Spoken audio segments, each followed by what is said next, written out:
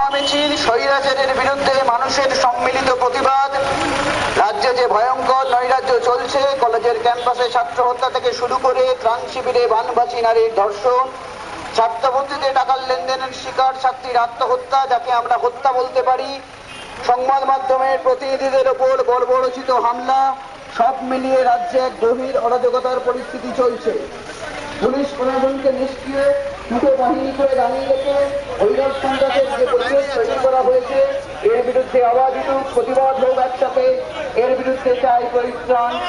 আমরা শান্তির দাবিতে, সম্প্রীতির দাবিতে পশ্চিমবাংলাকে পশ্চিমবাংলার জায়গায় ফিরিয়ে আনতে আজকে আমাদের এই মহামিছিল আমাদের শুরু হয়েছে। বিশিষ্ট মানুষজন আজকে আমাদের মহামিছিলে পথে হাঁটছেন, একসঙ্গে পথে যাচ্ছেন। সাধারণ মানুষ, পশ্চিমবঙ্গের আপামর জনসাধারণ সকলের কাছে অনুরোধ, আবেদন, আপনারা আসুন আমাদের এই মৌন মুখর মিছিলে আপনাদের আবেদন। পশ্চিমবাংলা আজকে যে থেকে বলতে পারি, যেখানে অত্যাচার হচ্ছে, যেখানে আমরা গেছি, গিয়ে দেখেছি যারা অত্যাচার করছে তাদেরকে শাসক দল এবং এই সরকার বাঁচানোর চেষ্টা করছে, আর যাদের উপরে অত্যাচার হচ্ছে তাদের এবং তাদের বাড়ির পরিবারের লোকদেরকে অ্যারেস্ট করিয়ে দেওয়া হচ্ছে। এই যে একটা অসম্ভব পরিস্থিতি হয়ে দাঁড়িয়েছে, এবং যারা মনে করছেন এটা তো ভাই আমার সাথে হচ্ছে না, আমি ভালো আছি, মনে রাখবেন এটা কিন্তু আপনাদের সবার জন্য ওয়েট করছে, আমাদের সবার জন্য ওয়েট করছে।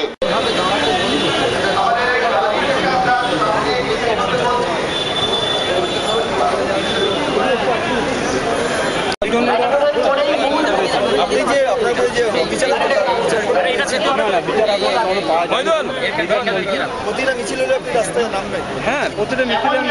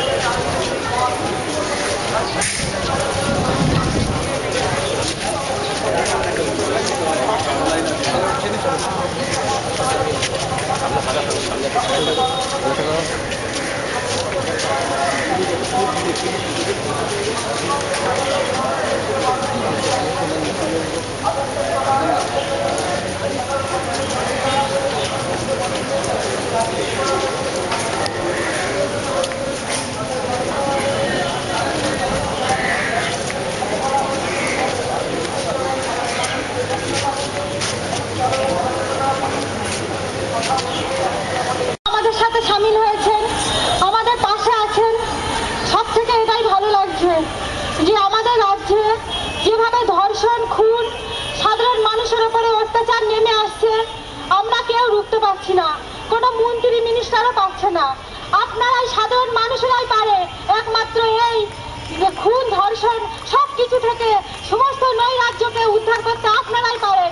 তাই আমরা চাই সাধারণ মানুষ এগিয়ে আসুন। সাধারণ মানুষের দরকার আমাদের পাশে। সাধারণ মানুষ ছাড়া কেউ কিচ্ছু করতে পারবে না। আপনারা কেউ ভয় পাবেন না। ভয় কিন্তু যারা পায় তারা কিন্তু আমাদের সমাজে থাকতে পারবে না।